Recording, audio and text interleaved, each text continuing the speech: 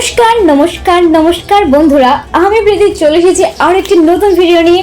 আশা করছি আপনারা সবাই খুব খুব ভালো আছেন। তো আমি বাড়ি থেকে বার হব, সেই সময় মুষলধারায় বৃষ্টি চলে এসছে। তো আপনারা দেখতে পাচ্ছেন এটা আমার বাড়ির ভিউ আর এটা আমার বাড়ির উঠান। তার মধ্যে আমি বার হয়ে চলে যাই, গাড়ি ধরে চলে আসি লক্ষ্মীকান্তপুর। আর এলেন লক্ষ্মীকান্তপুরের মার্কেটের মিষ্টি দোকান। আর এখানটায় দিদিও দাঁড়িয়েছিল, দুজনা মিট করে মিষ্টি কিনে চলে আসি অটো ধরতে। আর আসল উদ্দেশ্যটা কি আমাদের সাথে শেয়ার করা হলো না। আসল উদ্দেশ্যটা এটাই যে আমি আর দিদি দুজনা মিলে আজকে যাব শিব ঠাকুরের মন্দিরে। তো এখানটায় আমি শিবরাত্রির বার করেছিলাম, তখন রাত্রি ছিল তো আপনারা দেখেননি। আর দিনের বেলা আজ দেখালাম। দেখুন মন্দিরটা কতটাই বড়। আগে এই যে সিঁড়িপথগুলো দেখছেন এগুলো 1/4 ছিল, এখন কমে সেটা 8টার মতন হয়ে গেছে। তাহলে বুঝতেই পারছেন কতটা নিচে নেমে যাচ্ছে আস্তে আস্তে মন্দিরটা। আর বন্ধুরা, আপনারা কেউ আসতে চাইলেন এখানটায় মালা থেকে শুরু করে পুজোর ডালি আপনারা যা চাইবেন সব কিছু কিনতে পাবেন। একদম চারিদিকে মন্দিরের বিক্রি করছেন।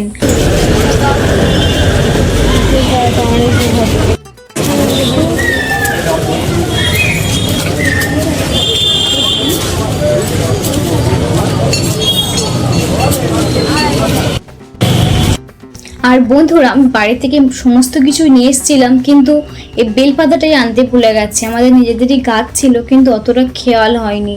তো তারপর আমরা মন্দিরের দিকে চলে গেলাম। আর এখানে ব্রাহ্মণরা যদি বা আপনারা মিষ্টি নিয়ে আসেন মিষ্টি, কিংবা ফল নিয়ে আসলে ফল, যা কিছু নিয়ে আসছেন দিয়ে নাম লিখে ওখানে দিতে হয়। তারপর এখানটায় এসে ধূপ মোমবাতি জ্বেলে দিতে হয়। এটা শিবরাত্রি বারের সময় আর এমনি সময় গেলেও সবাই এখানটায় ধূপ ধুনো দেয়।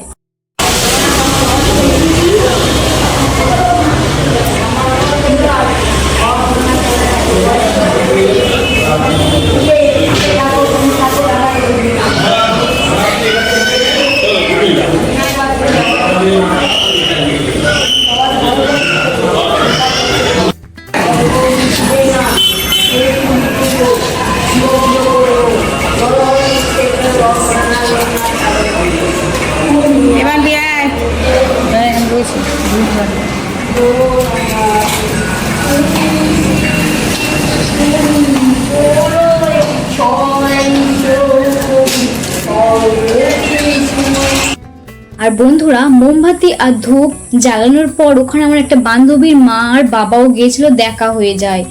আর তখনই কি হয়, আমার একটা বান্ধবী মানে যার মার সাথে দেখা হয়েছে তার কাছে ফোন করি। ফোন করার পর মানে ভিডিও কল করেছিলাম, তো তার মা বলতে চাইলো যে একটু ঠাকুরটাকে দেখা। আর আমি সেই সময় ঠাকুরটাকে দেখাতে গিয়েছিলাম। সেই সময় ব্রাহ্মণের ব্যবহার এতটা চিফ, এতটাই নীচ, মানে আপনারা সামনাসামনি না দেখলে কল্পনা করতে পারবেন না। তাছাড়াও মানে আমি যে ভিডিও কল করে তাকে দেখাচ্ছি, আমি সেই সময় ভিডিও করিনি, তো উনি বারণ করতে পারতেন। খুবই বাজে ব্যবহার। তারপর কি হয়েছে, এই যে আপনারা বাজনা বাজতে দেখছেন, এরা একটা গোপাল নিয়ে এসেছিলেন। তো অনেকে তো মানত করে না ঠাকুরের কাছে, সবার তো আর্থিক কন্ডিশন ভালো হয় না, অনেকে বড়লোক হয়, অনেকে আর্থিক কন্ডিশন অনেক গরিব হন। তো সব কিছু সামঞ্জস্য মিলে ভগবান তো আর এসব বিচার করেন না যে আমার কাছে কে বড়লোক কে গরিব লোক। তো সবাই যাই ভগবানের কাছে। কিন্তু কি হয়েছে, ব্রাহ্মণ ওখানটায় ওনাদের কাছে 4000 টাকা চেয়ে বসেন। তারা বলছেন যে আমাদের এতটাও সামর্থ্য নেই, আপনি কিছু কম করুন, করে 2000 করুন। তখন ব্রাহ্মণ এরকম বলছে যে গাড়ি ভাড়া করে আসছো তখন টাকা লাগছে না, বাজনা করছেন তখন টাকা লাগছে না, আর আমার বেলা দিতে গেলে তখন টাকা লাগবে, আপনাদের টাকা দিতে হবে না। আমি বলেছি গোপাল নিয়ে আসুন, এখানে গোপাল নিয়ে চলে যান, আপনাদের কিছু দিতে হবে না, টাকা পয়সা থেকে শুরু করে কিছু দিতে হবে না। এই যে ব্রাহ্মণ দেখতে পাচ্ছেন, এনি খুবই খুবই নীচ ব্যবহার। আর আমার সাথে কি হয়েছে আপনাদের সাথে বলি। কি হয়েছে, আমি ভিডিও কল করে দেখাতে গেছি, উনি ওই সময় আমাকে বারণ করতে পারতেন যেখানে ভিডিও কল করো না, কি ঠাকুর দেখিও না। উনি ডাইরেক্ট আমার মাথাতে মেরেছে। একটা 20-21 বছরের মেয়ের পাবলিক প্লেসে মারার সাহস ওনাকে কে দিয়েছে? আমি যদি ওনাকে কোশ্চেন করতাম ওখানে, প্রথম কথা এটাই, আমি কোনো কথা বলিনি, কোনো প্রতিবাদও করিনি। আর ঠাকুর তো দেখতেই দিচ্ছিল না, বাইরে বেরিয়ে যান, লাইনে দাঁড়ান, খুবই বাজে ব্যবহার। সত্যি বলছি, ভগবানের কাছে যেতে হলে যে এইসব ব্রাহ্মণদের জন্যই আমরা ভাবি যে ওনারা পুজো করলেই আমাদের আশীর্বাদ হবে, অনেক তৃপ্তি লাভ হবে। অ্যাকচুয়ালি সব কিছুই নয়। আপনারা যদি মন থেকে ভগবানের কাছে চান না কিছু, ভগবান দিতে বাধ্য। তার জন্য এরকম ব্রাহ্মণদের পুজো করার প্রয়োজন পড়ে না। তো এনারা শুধু টাকা চেনেন আর অন্য কিছু জানেন না। আর ডালা দিতে যাওয়ার জন্য তো মানে অগাধ করে টাকা চাইছে। একটা করে ডালার পিছনে 100 টাকা, 200 টাকা, কেউ কি মালা দিয়ে যদি বা পুজো দেয় সেখানে তার 300 টাকা, 400 টাকা চাইছে। প্লাস যদি বা কেউ শিবের মাথায় জল ঢালতে যায় তার জন্য আলাদা থেকে নাম এন্ট্রি করতে হবে, প্লাস আবার 500-600 টাকা এরকম দিতে হবে, এরকম অ্যামাউন্ট চাইছে। তো মানে ওনার ব্যবহারটা এতটা চিপ, এতটা নিচ, কেউ কখনো প্রতিবাদ করে না। আর আমি যদি বা সেখানে প্রতিবাদ করতে যাই তখন জিনিসটা অনেকটাই খারাপ দেখায়। বলবে বাচ্চা মেয়ে, তুমি কতদিন আসো, অনেক কিছু প্রশ্ন উঠবে সেখানটায়। আরও বড় বড় সিনিয়র যারা আছেন তারা কেউ প্রতিবাদ করে না। আমি একদিনের জন্য গিয়েছি, কি প্রতিবাদ করতাম বলুন আপনারা।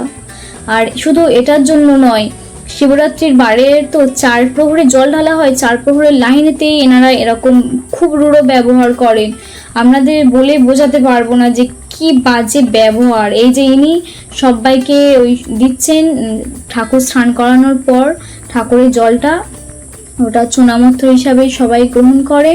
তো এনারই ব্যবহারটাই খুবই বাজে। তারপর দেখুন এই যে ডাকছে নাম ধরে ধরে, এই যে ডালা দেওয়ার সময় উনি যে কি পরিমাণে টাকা চাইছেন নিজের চোখকে না দেখলে বিশ্বাস করতে পারবেন না। তো সত্যি বলছি, আমি ভগবানের কাছে গিয়েছি, এই জিনিসটা আমার ফেস করতে হবে আমি কখনো ভাবিনি। আমি সব ব্রাহ্মণের কথা বলবো না, আমাদের বাড়িতেও পুজো হয়, আসে, তাদের ব্যবহার এনার ব্যবহার আকাশ পাতাল তফাৎ। তবুও আমরা ওখানটায় যাই, কি করব, কিছু করার নেই। কারণ ওই ভগবানটাই বেশি জাগ্রত মনে হয়, বাড়ির ভগবান আমাদের লাগবে না এরকম মনে হয়। তো তারপরে আমি লক্ষ্মীকান্তপুরে চলে আসি পুজো দিয়ে। এসে মিষ্টি দোকানে সারাদিন উপোস করেছিলাম, আর সিঙ্গারা দই কিনে খাওয়া দাওয়ার পর তারপর বাড়িতে আসি। বাড়িতে এসে খাওয়া দাওয়ার তো সময়ই ছিল না একদমই। মানে এইরকম হয়েছে, সত্যি বলতে মানসিকভাবে মানে তৃপ্তি নেই। তারপর আবার এসে পড়াতে যেতে হবে, তো শরীরটা খুবই খারাপ হয়ে গেছিলো আমার এইসব চিন্তা ভাবনা করে। আপনারা চোখ দেখে বুঝতে পারবেন, একটা আমি যে পুজো দিয়ে এসছি আমার সেই আনন্দটাই নেই। মানে এতটা খারাপ লেগেছে আমার ওখানে, এতটা অ্যামাউন্ট চাইছে না, কি যে কষ্টকর লাগছে যে ওনারা দিতে পারবে না, তারপরেও এত অ্যামাউন্ট চাইছে। তো দিদি আমার থেকে আগে চলে এসেছিল, আমি গাড়িতে বসেছি, ওর প্রসাদটাও দিয়ে দেবো বলেছি একটু বাড়ির সামনে দাঁড়াতে। তো তারপর দিদি আমি প্রসাদটা দিয়ে বাড়ির গাড়ি ধরে চলে আসি বাড়িতে। আর এটা আমার বাড়ির রাস্তা। তো বন্ধুরা সত্যি বলছি, পুজোটা হচ্ছে নিজের মন থেকে আসে, কখনো কেউ বলে দিতে পারে না যে এরকমভাবে করো ওরকমভাবে করো। তো এটা হচ্ছে আমাদের বিশ্বাস ব্রাহ্মণদের উপর, সবাই খারাপ নয়। তো ভিডিওটা আজ এতটাই, ভালো লাগলে অবশ্যই লাইক, কমেন্ট, শেয়ার আর চ্যানেলটা সাবস্ক্রাইব করতে ভুলবেন না। নেক্সট ভিডিও নিয়ে খুব তাড়াতাড়ি